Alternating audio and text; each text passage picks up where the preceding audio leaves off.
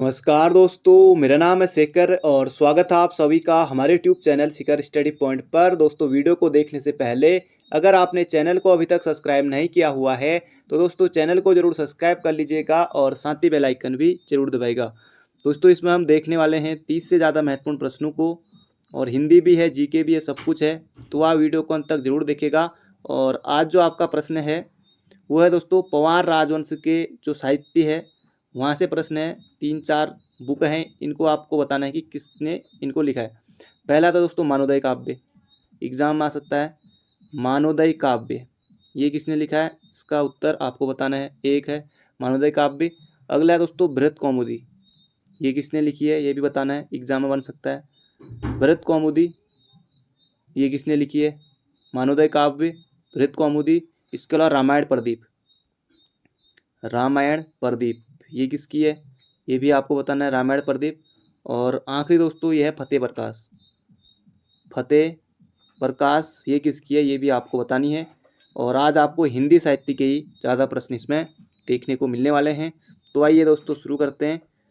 तो ये दोस्तों जो आज इसमें हिंदी के हम प्रश्न देखने वाले हैं साहित्य के, ये जो आज एग्ज़ाम हुआ था, अभी बताऊंगा कौन सा एग्ज़ाम हुआ था, तो उसमें जो प्रश्न पूछे गए थे उन्हें हम देखने वाले हैं। तो पहला प्रश्न दोस्तों यहाँ पर उद्दंड मार्तंड का प्रकाशन किसने प्रारंभ किया। तो यहाँ से प्रश्न बन सकता है आचार्य रामचंद्र शुक्ल, राम नारायण शुक्ल, जुगल किशोर शुक्ल या फिर जुगल नारायण शुक्ल। तो सभी में शुक्ल शुक्ल लगा हुआ है, तो इसका उत्तर हो जाएगा दोस्तों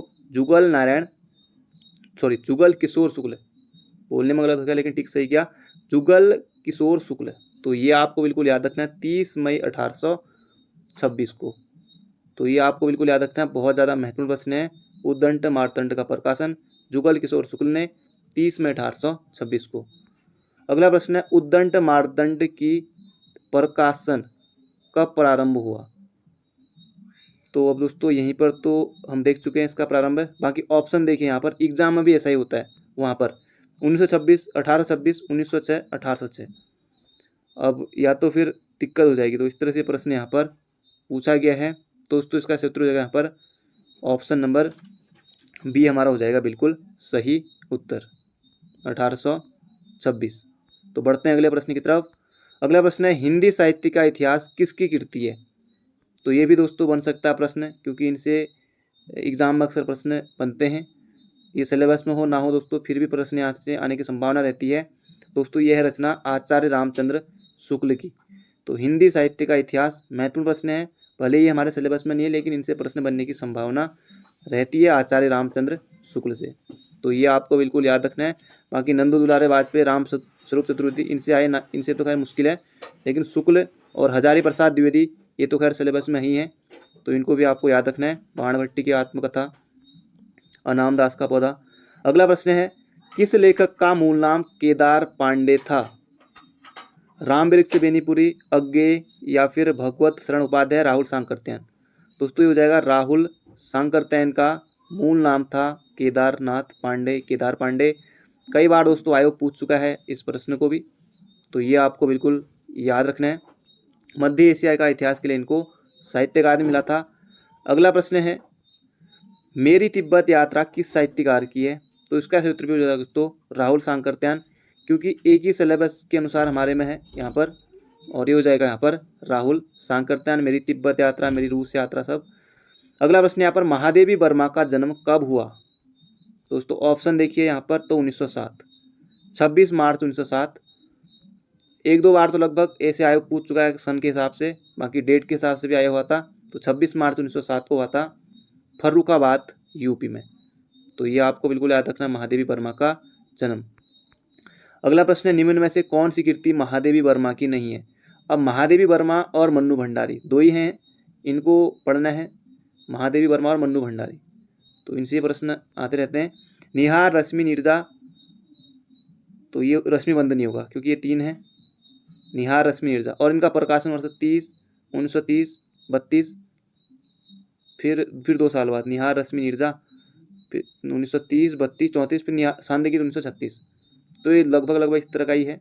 बाकी नीरजा का कहीं पर 35 दिया हुआ है, कहीं लगा 34 था। बाकी ये आपको याद रखना है। बाकी प्रकाशन वर्ष तो एग्जाम में नहीं आया था, लेकिन ये इनका क्रम जरूर बन सकता है। तो ये तीनों हैं महादेवी वर्मा की, बाकी ऑप्शन नंबर डी हो जाएगा इसका सही उत्तर। अगला प्रश्न है, करुणालय के लेखक हैं बद्रीनाथ भट्ट, गोविंद वल्लभ पंत, जयशंकर प्रसाद या चंद्रराज भंडारी।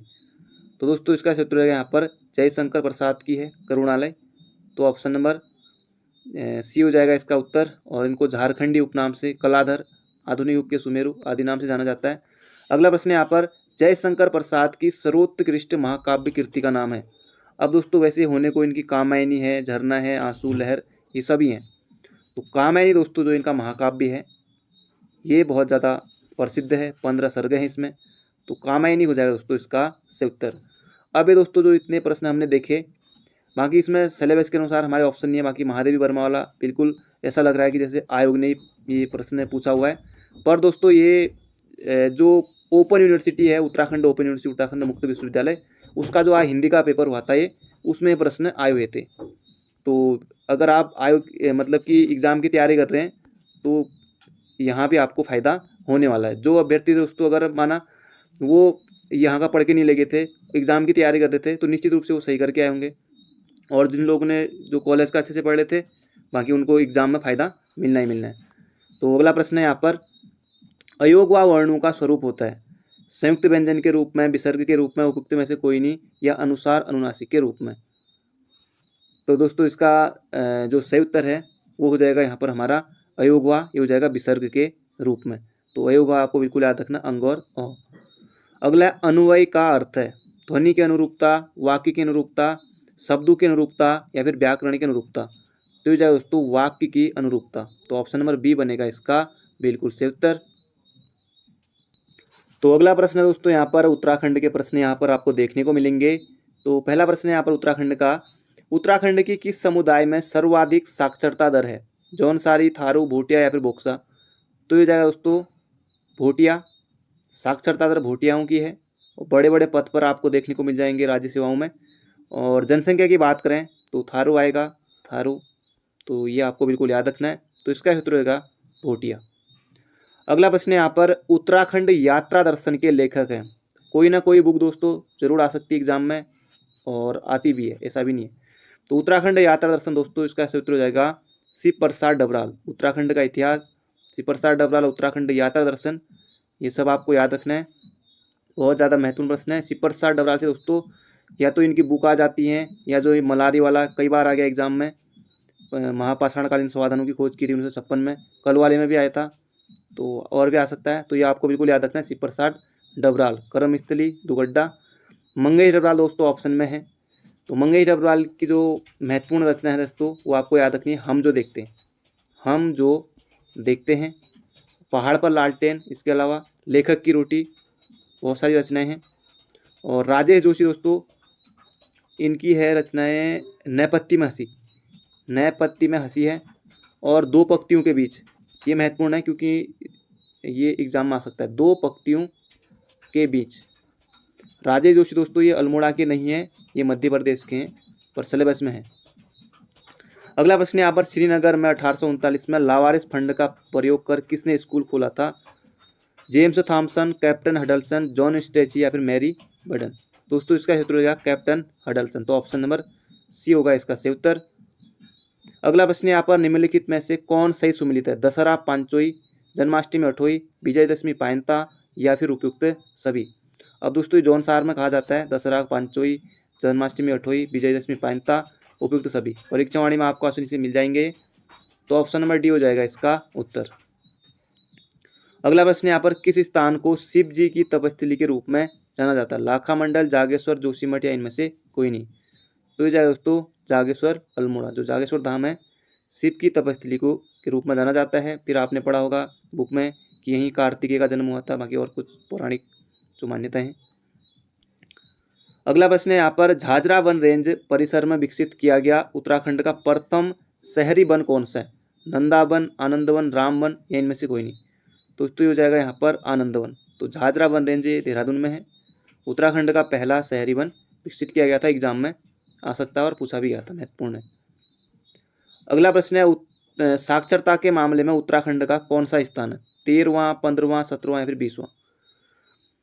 अब दोस्तों 13वां और 20वां इस पर भी बात करेंगे। इसका सही उत्तर है यहाँ पर साक्षरता के मामले में उत्तराखंड का जो स्थान है दोस्तों ये हो जाएगा ऑप्शन नंबर सी हमारा 17वां। तो ये आपको बिल्कुल याद रखना है। जो 20वां है ये है दोस्तों महिला साक्षरता की दृष्टि से। महिला साक्षरता की दृष्टि से उत्तराखंड का भारत में स्थान कितना है तो 20वां है। और पुरुष साक्षरता की दृष्टि से उत्तराखंड का भारत में स्थान कितना है तो 13वां है। बाकी जो यहाँ पर प्रश्न पूछा है इसका उत्तर हो जाएगा यहाँ पर 17वां। तो ये आपको याद रखना है, महत्वपूर्ण है, यहाँ से बन सकता है। अगला यहाँ पर हिमालय का मैटरहॉर्न किस शिखर को कहा जाता है? श्रीकंठ शिखर, हाथी पर्वत, और बाकी यहाँ पर शिवलिंग शिखर या थलैया शिखर। दोस्तों इसका उत्तर होगा शिवलिंग शिखर। ये कहाँ स्थित है? उत्तरकाशी में। बाकी हाथी पर्वत एलिफेंट वाला ये पर्वत ये कल के पेपर में आया भी हुआ था, चमोली में है। श्रीकंठ उत्तरकाशी, थलैया ये उत्तरकाशी। इसका उत्तर हो जाएगा हिमालय का मैटरहॉर्न कहा जाता है शिवलिंग शिखर को। अगला है नेपाल में पहला ब्रिटिश रेजिडेंट कौन था? विल्सन, रैमजे, रैपर या गार्डनर। अब दोस्तों इसका उत्तर हो जाएगा गार्डनर, क्योंकि ये कुमाऊं के पहले कमिश्नर, क्योंकि इनका जो कार्यकाल रहा था 9 माह का रहा था, बहुत कम समय के लिए। फिर उसके बाद ये चले गए थे नेपाल, तो फिर उसके बाद आए ट्रेल महोदय। तो इसका उत्तर रहेगा यहाँ पर गार्डनर, ई गार्डनर। अगला प्रश्न है निम्न में से कौन उत्तराखंड का राज्य पक्षी है जिसे हिमालय का मयूर भी कहा जाता है? अब और ऑप्शन को आपको देखना नहीं है बाकी, क्योंकि सीधे उत्तर है मोनाल, क्योंकि राज्य पक्षी पूछा है तो इस जगह मोनाल। बाकी मोर राष्ट्रीय है। और मोनाल की दोस्तों बात कर लेते हैं, जैसे इसका वैज्ञानिक नाम आ सकता है, पहले पूछा भी गया था पहले, लोपोफोरस इम्पीजेनस इसका वैज्ञानिक नाम हो गया। और इसको संरक्षित किया गया दोस्तों वन्य जीव संरक्षण अधिनियम 1972 के तहत। जो ये भी महत्वपूर्ण है कि वन्य जीव संरक्षण अधिनियम कब? तो 1972। इसके तहत मोनाल को संरक्षित जो पक्षी है ये घोषित किया गया था संरक्षित में। तो ये आपको बिल्कुल याद रखना है। अगला है, और वृक्ष तो बुरांस है, वो बुरांस को किया गया था 1974 में। अगला है जयकीर्त शाह द्वारा सिक्कों को 1783 से राखी कर दिया। जयकीर्त शाह द्वारा सिक्कों को 1783 से राखी कर दिया जो उपज का कितना भाग होता था? दोस्तों 1/6 नहीं 1/5 था ये। और राखी कर किसने लगाया? मतलब कि सिक्कों को दिया था जयकीर्त शाह ने, सिक्का आक्रमण से बचने के लिए दिया था। और सिक्के को तो दिया था इन्होंने ये जो है राखी कर। और बाकी दोस्तों ये बहुत ज़्यादा कि इनकी जो मृत्यु हुई थी मतलब कि ज़्यादा तड़प कर हुई थी। और जो रघुनाथ मंदिर है यहाँ इन्होंने अपने प्राण त्यागे थे, जो देवप्रयाग में रघुनाथ मंदिर है यहाँ। अगला प्रश्न है रुद्रप्रयाग जिले का गठन कब हुआ था? तो दोस्तों इसका सही उत्तर हो जाएगा यहाँ पर ऑप्शन नंबर डी 18 सितंबर 1997 को। और रुद्रप्रयाग दोस्तों जैसे चंपावत का क्षेत्रफल है 1766, फिर उसके बाद 1984 हो जाएगा रुद्रप्रयाग का क्षेत्रफल, तो 1997 में हुआ था। वैसे दोस्तों डेट बहुत कम है कि एग्ज़ाम में आए, लेकिन पिथौरागढ़ वाली जो डेट आई थी एग्ज़ाम में कि पूछा गया था पिथौरागढ़ का गठन कब हुआ था किसी भी जनपद का, तो इसमें दोस्तों कहीं पर 16 सितंबर को भी मिलता है। बाकी 2 ऑप्शन जहाँ तक है ना मिले, लेकिन 18 सितंबर ज़्यादातर है, तो ये आपको याद रखना है। अगला प्रश्न है भुल्ला ताल है इसका नाम, राज्य में कहाँ है? दोस्तों ये भुल्ला ताल है नैनीताल, लैंसडाउन, गंगोत्री या टिहरी। दोस्तों ये है लैंसडाउन में है भुल्ला ताल, गढ़वाल रेजिमेंट के द्वारा बनाया गया था ये भुल्ला ताल। अगला प्रश्न है यहाँ पर साड़िया है। साड़िया ताल जो अब भूस्खलन का शिकार हो गया है वह किस जनपद में है? दोस्तों ये है नैनीताल में। और रोहिसाड़ा है वो है रोहिसाड़ा ताल, भरासड़ ताल, ये है दोस्तों कहाँ? उत्तरकाशी में। तो ये आपको बिल्कुल याद रखना है, रोहिसाड़ा ताल ये है उत्तरकाशी में। और ये हो जाएगा ये भूस्खलन का शिकार हो गया ये नैनीताल वाला है साड़िया ताल।